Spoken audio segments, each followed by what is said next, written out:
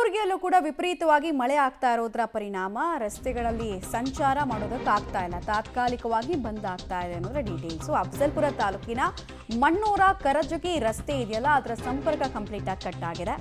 ಕಿರುಹಳ್ಳ ಆ ಭಾಗದಲ್ಲಿ ಹರಿಯೋದು ತುಂಬಿ ಹರಿತಾ ಇದೆ. ಜೇವರ್ಗಿ ತಾಲೂಕಿನಲ್ಲಿ ರೈತರ ಜಮೀನುಗಳಿಗೆ ಮಳೆ ನೀರು ನುಗ್ಗಿದ ಪರಿಣಾಮ ಸಮಸ್ಯೆಗಳಾಗಿದೆ. ರಾತ್ರಿ ಸುರಿದ ಮಳೆಯಿಂದ ಆಗಿರುವಂತಹ ಅವಾಂತರ ಇದು. ರಸ್ತೆ ಸಂಪರ್ಕ ಕಂಪ್ಲೀಟ್ ಆಗಿ ಕಟ್ ಆಗಿದೆ.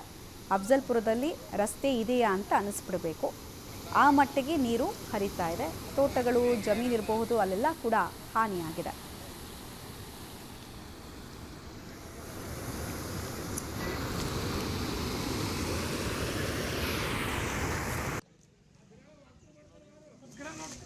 ಬಿಡ್ರಿ